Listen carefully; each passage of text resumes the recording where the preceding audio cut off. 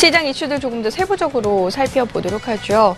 자, 먼저 이번 주 주간 일정부터 체크를 해보도록 하겠습니다. 어떤 일정들 우리가 확인을 해봐야 될까요? 네, 무엇보다 앞서 잠깐 말씀드렸죠. 오늘 미국 대선 2차 TV가 10시 시작해서 11시 반에 끝나기 때문에, 한국 시간은 11시 반에 끝나기 때문에요.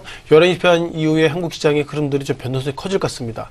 즉, 힐러리 클린턴이 잘하면 한국 시장이 긍정적이지만, 우리가 트럼프가 혹시 이긴 쪽으로 가면 예상보다 약세를 좀 말씀을 드려봐야 되겠고요. 어떤 알코아 실적 발표가 미국에서 합니다. 통상 알코아 코드가 AA인데요. 지난주 금요일날 좀 약세로 끝났기 때문에 알코아 실적 발표를 관련돼 가지고 이제 미국이 실적 발표 시즌에 들어섰다, 이런 말씀을 드려보도록 하겠습니다. 또한 미국 시장 가운데 14일날 시티컵 그리고 JP모건 또한 웰스파고 등 금융주의 어떤 실적 발표가 맞물렸기 때문에 그런 부분들을 체크해 보셔야 될 것 같고요.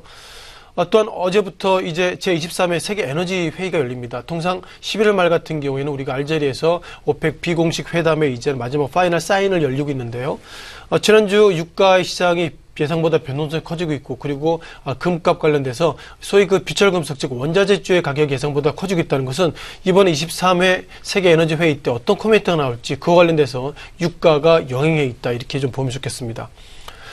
또한 이것은 한국발 리스크라고 말씀을 드려야 되나요? 오늘 같은 경우에는 북한 노동당 창건 기념일이기 때문에 올 한 해 여러 가지로 무슨 북한의 누구 생일 이때마다 북한이 미사일 발사 또는 핵폭발 이슈가 있었기 때문에 어쩌면 기계적으로 보면 오늘도 북한 노동당 관련돼 가지고 어떻게 북한발 리스크가 좀 있겠다, 이런 관점으로 오늘의 유가적 시장의 하락이 이런 한국발 리스크하고 좀 맞물리고 있다, 이런 말씀 드리겠습니다. 또한 지난 9월 오펙 회의 때 기준금리 동결했는데요.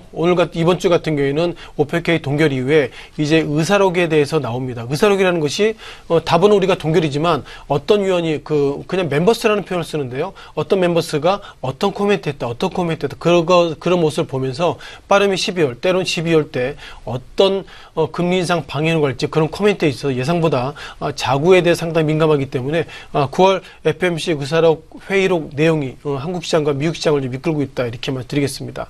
자, 마지막으로 이번 주에 한국은행 금통위가 있죠. 금통위와 옵션 만기가 있는데 전체의 틀거리를 봐서는 이번에 기준금리가 동결하는 것이 맞을 것 같습니다. 왜냐하면 과거 시기에도 한국을 비롯해서 전 세계 중앙은행들은 미국이 기준금리를 올리면 그때서야 올리겠다, 그런 관점이기 때문에 현재까지 그런 걸로 봐서는 기준금리 동결이지만 최근에 한국의 어떤 가계부채가 예상보다 늘고 있어서 기준금리 동결하는 것이 맞을지, 아니면 미국과 다르게 기준금리를 인하해야 되는 건 맞을지, 예상보다 통화정책 그리고 재정정책이 있어서 가계부채라는 우리가 또 다른 리스크가 있어서 예상보다 정책 이만자가 고민이 많은데요.